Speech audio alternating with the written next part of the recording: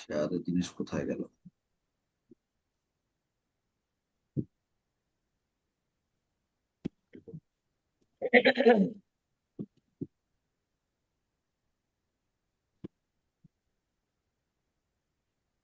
Share.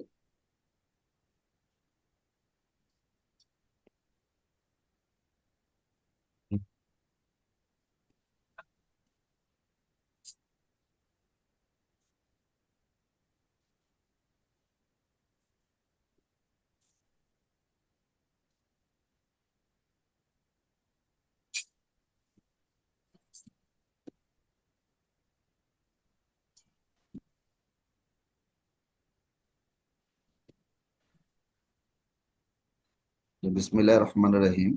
আমি গতকাল অন্য চ্যাপ্টার গুলো দেখতেছিলাম, তো ওগুলো জাস্ট আমরা নামগুলো মনে রাখার চেষ্টা করব। আর কোন কোন সাবজেক্টটা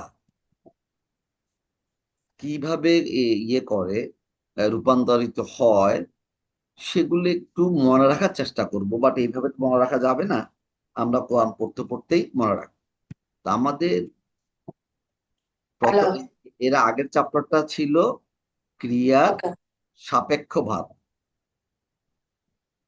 আমরা বলছিলাম ক্রিয়ার চারটা মুড। একটা হচ্ছে নির্দেশক ভাব, যেটা হচ্ছে একদম প্রথমটা স্ট্যান্ডার্ড জিনিস। এরপরে বলছি ক্রিয়ার সাবজাংটিভ ভাব, মানে ক্রিয়ার সাপেক্ষ ভাব। এবং সাপেক্ষ ভাবটা হয় কি, ক্রিয়ার সামনে, ক্রিয়ার আগে যদি কিছু কন্ট্রোলার আসে, কিছু অব্যয়, সেগুলো তো সবই অব্যয়। আমাদের শব্দ তিন প্রকার: বিশেষ্য, ক্রিয়া, অব্যয়। তাইলে এই কন্ট্রোলার গুলো অব্যয় গ্রুপের। তো অব্যয় কোনো ক্রিয়ার আগে আসলে তখন সেই ক্রিয়াটার ভাব, নির্দেশক ভার, তারপরে সাপেক্ষ ভার, তারপরে একটা হচ্ছে জুসিভ ভার, আর একটা হচ্ছে গিয়ে আদেশ, আদেশ সূচক ভার। এগুলো বুঝায়। তো এখন আমরা সাপেক্ষ ভার্বের জন্য কিছু কন্ট্রোলার ছিল বলছিলাম। সাপেক্ষ ভার্ব হলে কি হয়, ক্রিয়ার শেষ অক্ষরটার উপরে নর্মালি, এগুলো সবকিছু বর্তমান কালের ভাব। অতীত কাল থেকে কিন্তু এগুলো হয় না। নতুন যে সমস্ত শব্দগুলো হয় ক্রিয়া, সেগুলো বর্তমান কাল থেকে হয়। তো বর্তমান কালের প্রথম ছিল কি, ফাআলা থেকে বর্তমান কালে চারটাতে আসছিলাম আমরা, ইয়া ফাআলু। অথবা কাতাবা থেকে ইয়াক। ইয়াকতুবু। হ্যাঁ। তারপরে আর একটা ছিল কি, নাসারা থাকে ইয়ানসুরু। তো ওই ইয়ানসুরু, এটা হচ্ছে বর্তমান কালের প্রথম ইয়েটা, শব্দটা ওই চার্টের। একটা চার্টে মোট মিলে থাকার কথা শব্দ ছিল 18টা, কিন্তু নর্মালি 14টা 14টা শব্দ আমাদের মনে রাখলেই আমাদের চলবে। আর 14টার ভিতরেও আবার দুই একটা শব্দ, একই শব্দ দুইটা রূপে থাকে থাকে দুইটা অর্থ মিন করতে পারে। এগুলো আমরা সব ছোটখাটো ভাবে আলাপ করে আসছি। এগুলা ওই প্র্যাকটিক্যালি না হলে হয়তো মনে থাকবে না। এখন তারা বলতেছে জুসিভ ভার। জুসিভ ভার বলছে যে এখানে ছিল, যখন বর্তমান কাল নির্দেশক ভাব ক্রিয়ার পূর্বে লাম, লা, লা এবং লা অব্যয়গুলো আসে, তখন ক্রিয়ার জুসিভ ভার্ব হয়। লাম, লা এবং লা, এগুলা যদি বর্তমান কালের আগে, বর্তমান কালে নির্দেশক ভাব, মানে ওই ফালা ইয়া ফালু চার্ট, ইয়া ফালু চার্টের ওখানে যদি আসে এই শব্দগুলো, এবং এগুলোকে আমরা কি বলি, কন্ট্রোলার বলি, নিয়ামক বলি, কন্ট্রোলার। বর্তমান কাল নির্দেশক ভাব ক্রিয়ারূপ থেকে বর্তমান কাল জুসিভ ভাব। অতীত কাল নির্দেশক ভাব থেকে কিছু হবে না, কিন্তু বর্তমান কাল নির্দেশক ভাব থেকে বর্তমান কাল জুসিভ ভাব হবে। কিভাবে হয় ওনারা বলছেন, বইতে বলা আছে যে সকল ক্রিয়ার রূপ তৃতীয় মূল অক্ষর দিয়ে সমাপ্ত হয় সে সকল ক্রিয়া রূপের শেষ অক্ষরে হরকত উঠে গিয়ে সুকুন বসবে। এই কথাটা সাপেক্ষ ভার্বে ছিল কি, যে সকল ক্রিয়া তৃতীয় মূল অক্ষর সমাপ্ত হয়, যে সকল ক্রিয়ার রূপ তৃতীয় মূল অক্ষর দিয়ে সমাপ্ত হয় সে সকল ক্রিয়ার রূপের শেষ অক্ষরে হরকত উঠে গিয়ে জবর বসবে সাপেক্ষ ভার্বে। আর কি জসিম ভার্বে বলতেছে কি সুকুন বসবে। এটা হচ্ছে 1 নম্বর রুল। যেমন এখানে ছিল ইয়াকতুবু, ওটা হবে কি ইয়াকতুব জসিম ভার। অন্যান্য রূপগুলোই সাপেক্ষ ভার রূপের মতো একই। তার মানে ওই চারটা আমার একটু মনে রাখার চেষ্টা করতে হবে। দেখি তো কি হয়েছে এখন। কাতাবা ক্রিয়ার জসিম ভার্বে রূপান্তর নির্ভুল। প্রথমে কাতাবা থেকে কি আসবে ইয়াকতুবু, এবং তার জসিম ভার্বটা কি হবে বলছি আমরা। জসিম ভার্ব কখন হবে, যদি ওই ক্রিয়ার আগে লাম, লা, লা, লা মানে হা নিশ্চয়, লা মানে না, আর লাম মানে নেভার, এই তিনটা যদি তাইলে কি হবে, ইয়াকতুবুটা হয়ে যাবে কি ইয়াকতুব, তারপরে ইয়াকতুবা, ইয়াকতুবু। বলছে এগুলো সবই কিন্তু এর মতো কি যেন সাপেক্ষ ভার্বের মতো, এগুলো সব। শুধু এইটাই প্রথম এক বচনটাতে একটু চেঞ্জ হতে হয়। ইয়াকতুবু, তাকতুবু, সরি ইয়াকতুব, তাকতুব, তাকতুব, তাকতুবি, আকতুব, নাকতুব। আমাদের আগে ছিল কি ইয়াকতুবু, তাকতুবু, আকতুবু, নাকতুব, ওটা নির্দেশক। যখন এটা সাপেক্ষ হবে তখন হবে কি ইয়াকতুবা, তাকতুবা, আকতুবা, নাকতুবা। আর যখন জুসিব হবে ইয়াকতুব, তাকতুব, আকতুব, নাকতুব। আর এর জন্য কি হবে, অর্থ কিন্তু চেঞ্জ হবে। এখন এটা কি বলছে, ভার্ব ব্যবহার কোন কামনা বাসনা প্রকাশ করার জন্য, এক্সপ্রেসিং এ উইশ। এখানে তো এখানে ওই যদিও লা লিখেছে, বলছে এই সকল ক্ষেত্রে বাক্যের প্রথমে লা অথবা যদি ফাল আসে, ফালটা ওখানে বলা নাই কিন্তু এখানে আবার ফাল একটা আসছে, যে ওরা বলছে ফাল ইয়ামাল, ফাল ইয়ামাল আমালান সলিহান। তো এটা আল্লাহ বলেন যে অতএব সে সম্পাদন করুক সৎকর্ম। এটা আল্লাহর ইচ্ছে যে ফাল ইয়ামাল আমালান সলিহা, সলিহা, যে সে কি করুক সৎকর্ম সম্পাদন করুক, কামনা বাসনা এক্সপ্রেস উইশ। আর একটা হচ্ছে নিষেধাজ্ঞা, লা, যদি লা থাকে ওই ক্রিয়ার আগে, ক্রিয়ার বর্তমান কালের আগে, তাইলে এটা হবে লা তাজআল,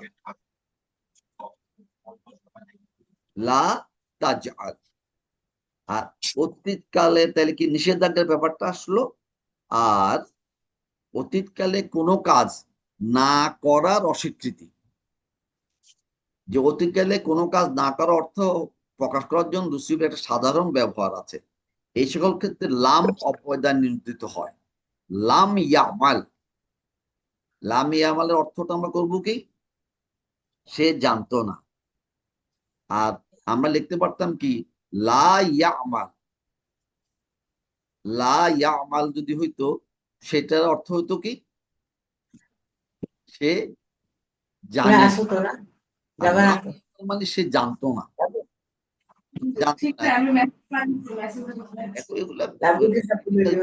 আমরা পড়বো যখন তখন দেখা যাবে জুসিব ভার্বের অভিব্যক্তি জোরদার করার জন্য আমরা দেখেছি প্রত্যেক শব্দের, অনেক শব্দের সমাপ্তিতে শেষে কি করে, সাফিক্স, নুন তাজদিদ জবর, আগে জবর, আগের অক্ষরে জবর, পরে নুন তাজদিদ জবরে একটা নতুন প্রিফিক্স হয়, নুন তাজদিদ। এটা আমরা কিন্তু সবসময় বলছিলাম যে নুন তাজদিদটা কি হয়, জোয়ার আলো ভাব দেয়। যেমন এখানে আছে ওয়ালা ইয়ালামান্নাল্লাহু, ওয়ালা ইয়ালামান্নাল্লাহুল্লাযীনা আমানু, আল্লাহ অবশ্যই জানেন, লা, এখানে লা, লা ইয়ালামা, লা ইয়ালামান্নাল্লাহ, যে আল্লাহ অবশ্যই জানেন। কিন্তু এখানে একটা জিনিস আমরা একটু আগে পড়ে আসলাম, যে যদি লা আসে তাহলে কি হবে, ইয়া আলাম, তাই না, ইয়া আলাম। কিন্তু এখানে তো দেখা যাচ্ছে জবর আসছে। তো এইটা তারা এখানে লিখে দিয়েছিল, কোরআনের বিভিন্ন সমাপ্তির সঙ্গে যদি এই এই এটা থাকে জবর, আগের অক্ষরে জবর, পরের অক্ষরে নুন তাসদিদ, তাইলে এটা জোরদার, এটাকে জুসিফ ভার বলবো আমরা, জোরদার, লা ইয়া আলামান্না। যদিও এখানে কি আছে, মামির পরে সুকুন না থেকে জবর চলে আসছে, ওয়ালা ইয়া আলামান্নাল্লাহুল্লাযিনা আমান। তারপরে দেখো কি আছে, লা তাদখুলান্না মাসজিদাল হারাম, অবশ্যই তুমি প্রবেশ করবে মসজিদুল হারামে। আরে তা হচ্ছে কি, তুমির পরিচিতি, ইয়া, তা, আনা, এই জন্য এই ইয়া লামাল্লাহ হচ্ছে, ইয়া লামাল্লাহ অবশ্যই জানেন তাদের যারা ইমান এনেছে, ইয়া লামান্না, ইয়া লা ইয়া লামান্নাল্লাহুল্লাযীনা আমানু। আর এখানে হচ্ছে লা তাদখুলান্নাল মাসজিদাল হারাম, অবশ্যই তুমি প্রবেশ করবে মসজিদুল হারাম। এটা একটু জাস্ট ফরমেশন গুলো মাথায় রাখি। আমি দেখছি এগুলো আমাদের এখন পড়লে মনে থাকবে কিনা এটা একটু, কিন্তু এগুলো কোরআনে কিন্তু আছে। আর এটা তো খুব বেশি আমর, অনুজ্ঞা ভাব। অনুজ্ঞা ভাবটা কি, আমরা কিন্তু এই, আমরা যদি বলতাম যে অনুজ্ঞা ভাবের একটা উদাহরণ আমাকে দাও, তাইলে কি আমরা কি বলতে পারতাম, এক্সাম্পলটা কি হবে? আমরা প্রশ্ন করি, কুল, কুল হুয়াল্লাহু আহাদ, কুল হুয়াল্লাহু আহাদ, কুল, কুল মানে বলো, তুমি বলো। হ্যাঁ, আদেশ কাকে করা হয়, সামনে যে থাকে তাকে। তার মানে অনুজ্ঞাভাবটা শুধু আমার ওই মধ্যম পুরুষের জন্যই হয় অনুজ্ঞাভাব। অন্য যে নির্দেশক ভার, প্রথম পুরুষ, দ্বিতীয় পুরুষ এবং তৃতীয় পুরুষ সবের জন্যই হবে, কিন্তু অনুজ্ঞাভাবটা হবে শুধু মধ্যম পুরুষ অথবা দ্বিতীয় পুরুষ, সেকেন্ড পার্সন। এখানে কি বলছে দেখি, হরকত সহ পূর্ব সংযুক্তি। অন্যান্য ভাব গঠনকার নিয়ম হচ্ছে কি, জুসিফ ভাব থেকে এটা হয়, এটা বর্তমান ভাব থেকে আমি বলতে পারি যে হরকত সহ পূর্ব সংযুক্তি, সাফিক্স। পূর্ব সংযুক্তি কি ছিল, ইয়া, তা, আ, না। এখানে আমরা প্রথমে এই জিনিসটা আমি আগেই বলে দিয়েছি যে এটা শুধু হবে মধ্যম পুরুষের জন্য, অতএব এটা তা, পূর্ব সংযুক্তি তা। তো তা মানে ছিল তুমির জন্য, এটা কি বলছে, প্রথম পূর্ব সংযুক্তি তাটা বিলুপ্ত হবে। পূর্ব সংযুক্তি তা বাদ দেওয়ার পর যদি মূল অক্ষরটি, মানে সংযুক্ত বাদ দেওয়ার পর মূল অক্ষরটি সুকুন যুক্ত হয়, তাহলে প্রথমে একটা আলিফ দিতে হবে, একটা আলিফ দিতে হবে। যদি তা যেমন কি যেন তাফ আলু আমাদের ফর্মে কিন্তু আছে কি ফাআলা ইয়াফ আলু তাফ আলু তা বাদ দিলে কিন্তু ফার উপরে কি থাকে জজমই থাকে সুকুনই থাকে সুকুন যদি প্রথম অক্ষরে সুকুন থাকে এটা কি পড়া যাবে পড়া যাবে না এটা আমরা মাঝে ক্লাসে বলছিলাম তখন কি এটা বলছে কি তখন কি করতে হবে একটা আলিফ দিতে হবে আচ্ছা আলিফ দিলাম কিন্তু এই এই আলিফের এটা দীপু এখন দীপু পেয়ে যাবে এই আলিফের হরকত নির্ভর করবে ক্রিয়াটি দ্বিতীয় মূল অক্ষরের হরকতের উপর দ্বিতীয় মূল অক্ষর হরকতের উপরে যদি দ্বিতীয় মূল অক্ষরে হরকত পেশ থাকে তাহলে আলিফের উপর পেশ দিতে হবে আর যদি দ্বিতীয় মূল অক্ষরের উপর জবর অথবা জেড থাকে তাহলে আলিফের নিচে জেড দিতে হবে এটা বলছিলাম না এক সময় পড়ার জন্য তো ওটাই বলছে এটা অনুজ্ঞা ভার্বের জন্য অনুজ্ঞা ভার্বের জন্য যেমন এখানে আসছে দেখো বলছে ক্রিয়ার অনুজ্ঞা ভার্বের সমাপ্তি জুসিভ ভার্বের জুসিভ ভার্ব মধ্যম পুরুষ রূপের মতো একই অনুজ্ঞা ভার্ব গঠিত হয় কেবলমাত্র জুসিভ ভার্ব মধ্যম পুরুষ এই জুসিভ ভার্ব না বলে নিজেও বললো আমার কোনো প্রবলেম ছিল না জুসিভ ভার্ব বলছে কেন জুসিভ ভার্বের শেষ মূল অক্ষরে কি থাকে যজম থাকে সুকুন থাকে আর প্রথমে ছিল কি জবর এখন এরা বলতেছে কি দেখো এই যে এটা ছিল কি তাদখুল এই চারটাতে কিন্তু আছে জাস্ট একটু চোখে চোখে যেন থাকে এই যে দেখো কাতাবা ইয়া অতএব ওখানে কি আছে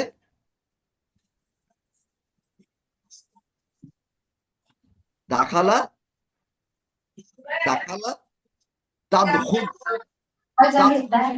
এখন বলছে তাদখুল তাজআল তাগফির হ্যাঁ ওরা বলছে যে এই দ্বিতীয় মূল অক্ষর দ্বিতীয় মূল অক্ষর তো এই তাদখুল এটা দ্বিতীয় মূল প্রথম মূল অক্ষরটা কি ছিল দাল তারপরে খ তারপরে লাম এখন আমাকে বলছে কি তোমরা প্রথম সংযুক্তি প্রিফিক্স বাদ দিয়ে দাও তাটা বাদ দিয়ে দিলাম তাটা বাদ দেওয়ার পর কিন্তু এটা কি হলো তালের উপরে সুকুন পড়া যাচ্ছে না বলছে তুমি একটা আলিফ দিয়ে দাও এবং আলিফটাও যদি হরকত না থাকে পড়তে পারবো না তখন কি বলছে দ্বিতীয় মূল অক্ষরের উপরে যা থাকবে তার উপর নির্ভর করে তুমি এটা দিয়ে দিবা তো এখানে খর উপরে কি ছিল পেশ অথবা এখানে হচ্ছে পেশ তাহলে দাঁত খুলু থেকে যখন এটা অনুগ্রহ করবো উদ্খুলু উদ্খুল মানে তুমি প্রবেশ করো অর্ডার উদ্খুল তুমি প্রবেশ করো একটু আগে কি বলছিলাম কুল কুল মানে তুমি বলো তো ওই কুল কুল কেন হয়েছে কুলটা ছিল দুর্বল ক্রিয়া সেই জন্য এবং এটা কিভাবে হলো সেটাও কিন্তু আমরা জানতে পারবো এবং এই নিয়মেই হয় নিয়ম হওয়ার পরে তারপরে আবার একটু মডিফিকেশন হয় তো ওটা আমরা পরে একটা সময় দেখবো তো তাদখুল উদখুল হলো নেক্সটটা কি বলছে তাজ আল দ্বিতীয় দ্বিতীয় মূলকের উপর কি আছে জবর আছে এখন তাইলে আমি এটা পড়লে কি করবো ইজ দ্বিতীয় মূলকের উপরে নিচে জের আছে আমি এটা কি পড়বো ইগফির অনুজ্ঞা ভাগ আমার হয়ে গেল আচ্ছা এখন দেখি কি বলছে এটা কিন্তু খুব বেশি প্রয়োজন কোরআনে অনুজ্ঞা ভার্বটা খুব বেশি কোরআনে ব্যবহার আছে আর জুসিভ ভার্ব সাপেক্ষ ভার্ব এগুলা আছে এবং এগুলা আমাদের জন্য মানে মনে রাখাটা কঠিন কিন্তু অর্থ করতে গেলেই আমি তখন বুঝতে পারবো আমি কিন্তু বারবারই একটা কথাই বলেছি যে আমরা ক্রিয়ার কিংবা বিশেষ্যর শেষ অক্ষরটার উপরে যেই হরকতটা থাকে তার উপরেই কিন্তু বিশেষ্য এবং ক্রিয়ার অর্থের পরিবর্তন হয়। অতএব হরকত খুবই ইম্পর্টেন্ট আরবি অর্থ করার জন্য। আচ্ছা, এখন পরে কি বলছে, পূর্ব সংযুক্তি তা বাদ দেওয়ার পর প্রথম মূল অক্ষরটি যদি হরকত যুক্ত থাকে, আগেটা ছিল কি হরকত ছাড়া, এই সরি হ্যাঁ হরকত সুকুন যুক্ত, এখন বলতেছে যদি তা বাদ দেওয়ার পর মূল অক্ষরটি হরকত যুক্ত থাকে তবে পূর্বে আলিফ সংযোজন করার প্রয়োজন পড়ে না। এবং এটা হচ্ছে কিসের জন্য, এটা হচ্ছে গিয়ে ওই যখন উইক ভার্ব হয়। এখানে দেখো এটা ছিল কান, কান, কানা থেকে আমরা কুন, কানা থেকে আমরা কুন পাবো, কিন্তু এটা ছিল কি আমরা বলছিলাম যে তাটা বাদ দিয়ে দিব। এটা কানা থেকে আমার এই জুসির ভার্ব ছিল তাকুন, ছিল কি তাদখুল, কিন্তু এটা তাকুন হয়েছে কেন, ওই কানাটা হচ্ছে উইক ভার্ব। তো এখানে এটা জাস্ট মনে রাখার জন্য, গ্রামারটাতে আমরা আসছি না। তাকুন যদি থাকে তা বাদ দিলে কুন, তাকুল তা বাদ দিলে কুল। এই যে দেখেন কুল পেয়ে গেলাম। কুল মানে তুমি বলো, তুমি তো হবেই কারণ এটা মধ্যম পুরুষের জন্য। তারপরে তাকুম, কুম দাঁড়াও, কিয়ামা থেকে কুম দাঁড়াও, নবাজ তোমরা দাঁড়াও, কুম, কুল বলো, আর কোন হচ্ছে হও। এই চার্ট গুলো কিন্তু আমাদের বিভিন্ন চ্যাপ্টারে বলা আছে, এই চার্ট গুলো আমাদের মনে রাখার চেষ্টা করতে হবে। আচ্ছা, এখন বলছে আবৃত্তি মানে তেলাওয়াত করার সময় যদি পূর্ববর্তী অক্ষর ও হরকতের সঙ্গে অনুজ্ঞা ভাব যুক্ত হয় তাহলে উচ্চারণে অনুজ্ঞা ভার্বে যোগকৃত আলিফ এর উচ্চারণ করার প্রয়োজন হয় না, তখন এর হরকত বিলুপ্ত করা হয়। এটা খুব প্রয়োজন, আমরা কিন্তু জানি, এটার ব্যবহারটা জানি, কিন্তু কেন এটা আমরা জানি না। দেখি তো একটু, ও খুরুজ, ও খুরুজ, খারাজার অর্থ কি যেন বলছিলাম, বের হও, ও খুরুজ, অত তুমি বের হও, খারাজ হচ্ছে বের হওয়া, আর ও খুরুজ হচ্ছে অনুগ্রহ বের হও। এখন বলছে এর আগে আবৃত্তির কারণে, যে এর আগে আবৃত্তি করার সময় যদি পূর্ববর্তী অক্ষর ও হরকতের সঙ্গে অনুজ্ঞা ভাব যুক্ত হয়, যেমন ওখরুজ এর আগে ফা এসে যুক্ত হয়েছে, ফা, এখন পড়বো কি করে, ফা, ফা জবর ফা ছিল ফা প্লাস ওখরুজ, ওরা বলছে তখন তুমি পড়বা কিভাবে, এই যে ওখরুজের আলিফটা পড়তে হবে না, আলিফ থাকবে কিন্তু তার হরকত থাকবে না, পড়তে হবে না, কি পড়তে হবে, এটা আমরা পড়তে পারি, কি বলি, কেন আলিফটা নাই, ফাখরুজ। এই এই জিনিসটা আমরা কিন্তু পড়ে আসি, এগুলো আমরা কিন্তু পড়ি, যেহেতু আমরা তেলাওয়াত করতে পারি, এই জন্যই ওই বলছিল, ওই আমি বারবার একই কথা বলি, তেলাওয়াত যারা ভালো করে পড়তে পারে তাদের জন্য এই বইটা খুব উপকারী হয়। তখন তার মাথায় চলে আসে, ও আচ্ছা গ্রামার কারণে এটা হয়েছে। তো ফাখরুজের আগে যদি ফা সংযুক্ত হয় তখন কিন্তু ফা উখরুজ না পড়ে আমি কি করব, ফাখরুজ। তারপরে ইজ আলু, ইজ আলু, এটা বহু বচন, ইজ আলু এর আগে যদি ওয়াটা যুক্ত হয় তাহলে আমি কি পড়বো, ওয়াজ আলু, আলিফটার জেডটা বাদ দিয়ে দিব, আলিফটা থাকবে কিন্তু যেহেতু এটার উপরে হরকত নাই এটা পড়া যাবে না। এখন দীপু বলতে পারে জবরের পরে খালি আলিফ থাকলেও তো টানতে হয়, জবরের পরে খালি আলিফ কি মাদ্দে আসলে, মাদ্দে, কিন্তু এটা কিন্তু মাদ্দে আসলি না, না। খেয়াল করতে হবে। এটা কিন্তু মাদ্দে আসলি না। তাহলে দেখো, এই যে এখানেই আমাদের টুক করে মাথায় চলে আসতে হবে, এটা ছিল একটা অনুজ্ঞা ভাব, তার আলিফ ছিল, কিন্তু যখন এটা আগে ফা আসলো কিংবা ওয়া আসলো, এখানেও দেখা আছে ইকফির, তার আগে ওয়া আসলো ওয়াগফির, এই আলিফটা কিন্তু মাদ্দের আলিফ না।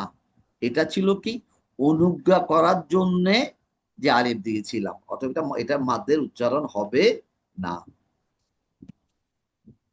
তাইলে এটা আমরা, আর আমাদের হাতে সময় নাই, জাস্ট পরের কথাটা একটু বা চাপড়াটা দেখে আসি। আমরা এক্সাম্পল পড়ছি না, কারণ এক্সাম্পল সব আমরা একসাথে পড়বো ইনশাআল্লাহ। এরপরে চলে আসছে আহ, বর্তমান কাল ক্রিয়ার কর্তৃবাচ্য কর্মবাচ্য। কর্তৃবাচ্য কিন্তু আমরা কিছুদিন আগে পড়ে আসছিলাম, active and passive, active voice এবং প্যাসিভ ভয়েস।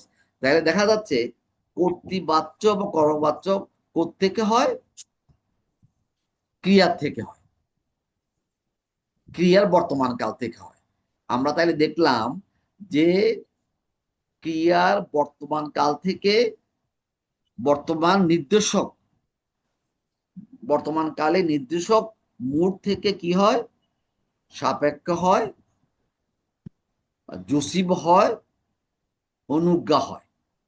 এরপরে বলছি বর্তমান কালের ক্রিয়ার থেকে কর্তৃবাচ্য হয়, কর্মবাচ্য হয়। এটা একটু ক্রিয়া, তার মানে অ্যাক্টিভ ভয়েস প্যাসিভ ভয়েস হচ্ছে ক্রিয়া রূপান্তর, ওটা কিন্তু বিশেষণ না।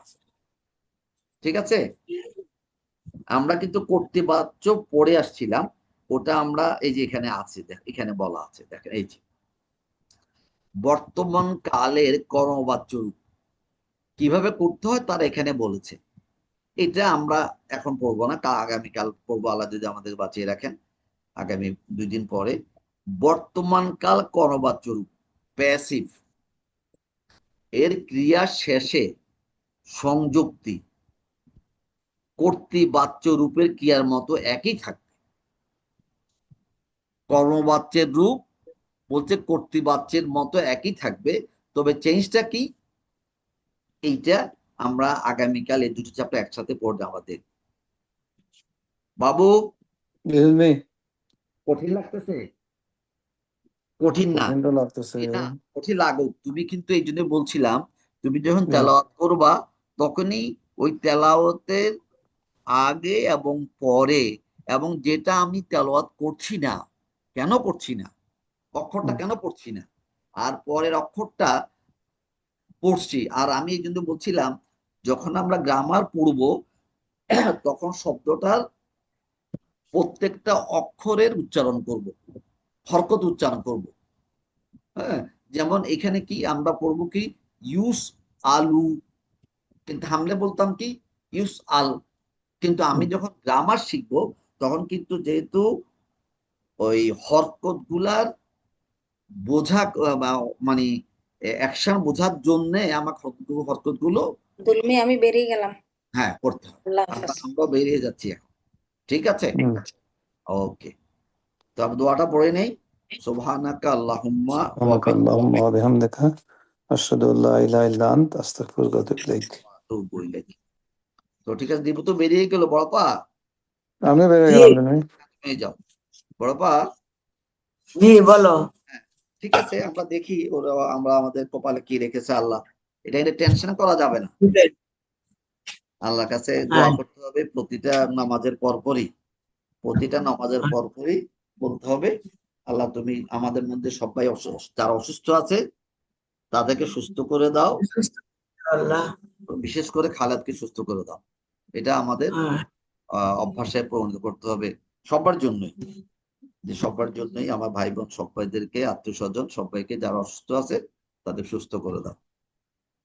আর আল্লাহ একমাত্র সুস্থ করতে পারবে, এটা কিন্তু বিশ্বাস মাথায় থাকতে হবে। না, বিশ্বাস না, ইয়াকিন।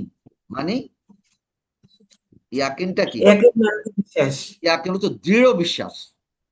বিশ্বাস কোনো সন্দেহ থাকা যাবে না। ওই হ্যাঁ। আমরা যতই চেষ্টা করব কিছুই হবে না যদি না আল্লাহ ইচ্ছা করে। যদি আল্লাহ চান তাহলে যদি সব হবে। হ্যাঁ যদি না আল্লাহ চান আমরা কিছুই করতে পারবো না।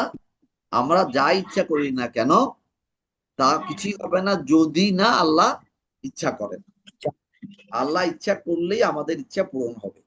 আমরা ইচ্ছা করলে আমাদের ইচ্ছা পূরণ হবে না, আল্লাহ ইচ্ছা করলেই এটা পূরণ হবে। অতএব এটা ইয়াকিনের সাথে পরিপূর্ণ বিশ্বাসের সাথে ইয়ে করতে হবে। আর আরেকটা সাথে সাথে আছে, আমি দোয়া করলাম তা আল্লাহ বলছেন তোমার দোয়ার এটা আমি এই জীবনে তোমার কিন্তু আমি পূরণ করতে পারি। তোমার দোয়ার কিছুটা আমি এই দুনিয়ায় পূরণ করতে পারি, বাকিটা আমি ওই দুনিয়ায় পূরণ করবই। আগে ছিল কি তোমার দোয়ার পুরোটা এই দুনিয়ায় আমি মানে কবুল করতে পারি। পরেরটাতে ছিল কি কিছুটা কবুল করতে পারি আর বাকিটা পরকালে আমি অবশ্যই কবুল করব। ডিফারেন্সটা খেয়াল করতে হবে। আর হচ্ছে তোমার দোয়াটা আমি এই ইহকালে কবুল করলাম না, পরকালে অবশ্যই এটা কবুল করব। এর জন্য উপযুক্ত কি পুরস্কার দিব। অতএব কোনো সময় আফসোস করতে পারবো না, এটা আসবেই আমাদের। আর যত কথাই বলি যেহেতু আমরা দুর্বল মানুষ, কিন্তু বারবারই আসলে এটা আবার আল্লাহরই কথাটা মনে রাখতে হবে। এটা একটা সূরাতে আছে। আমরা আল্লাহ চাহে তো আমরা তো গতকাল তো আমাদের তেলাওয়াত খুবই ভালো, মানে আমার খুব ভালো লাগছে। তেলাওয়াতটা নিজেরা পড়তে হবে, নিজেরাই। যখনই নামাজের পরে আমাদের তো এখন অনেক কাজ, আবার অনেক সময় অঢেল সময়ও আছে। আমাদের অনেক কাজ এবং অনেক সময়ও আছে। তা আমরা কি করব এই নামাজের পরে চট করে একটা দুইটা আয়াত পড়তে পারলে ভালো হয়, সময় সময় করে। তখন অজু থাকে, অথবা আমরা পড়লাম। আর ওই দিকে যেটা আমাদের ওই অনুবাদগুলো, এগুলো অজু না থাকলেও পড়া যায়, কোনো অসুবিধা নেই। তুই দেখা পড়তে পারছিস। তো ঠিক আছে, আসসালামু আচ্ছা, আল্লাহ আলাইকুম। হাফিজ। আমি আজকে একটু আল্লাহ ব্যস্ত। হাফিজ। হ্যাঁ, কালকে পরশু দেখি ইনশাল্লাহ ওর সাথে দেখাও করব, এবং তারপরে যা কিছু কি হয় দেখি। আমি খোকার সাথে কথা বলবো ইনশাল্লাহ। তো বাবা ভালো থাকেন মনুবা। আচ্ছা। আচ্ছা, বেনি কই রে? এই তো আছি তো আমি ভাই। আচ্ছা ঠিক আছে। তুই কোথায়, হুম কোন বাসায়? আমি বনানি আজকে বনানীতে না? উত্তরে যাব। আজকে বড় বড়খানে যাবি না? হ্যাঁ কতক্ষণ থাকবি, কয়দিন থাকবি?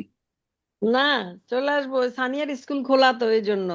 ও আচ্ছা আচ্ছা। সানিয়ার কার কাছে থাকবে? শিপাটা নাই, ওটা দেশে গেছে। ও কবে আসবে? শিপা কবে? শনিবার রোববার ছাড়া আসবে নাকি? ওই দেখছো, কাশ্মীর অফিস রোববারে খুলবে না। তুই তুই আজকে যাবি? তা আমি বড় পাকে হ্যাঁ সেদিন বললাম যে এই পেনের ইয়েটা নিয়ে যাক, ল্যাপটপটা। হ্যাঁ ল্যাপটপ। হ্যাঁ, হ্যাঁ আজকে পেয়ে যেতে পারতি। বলে যে নিব। আর অসুবিধা না, বাসায়, হ্যাঁ বাসায় যাই, বাসায় গেলে তখন হ্যাঁ, একদিন। পেনু কখন আসবে নিয়ে রাখলে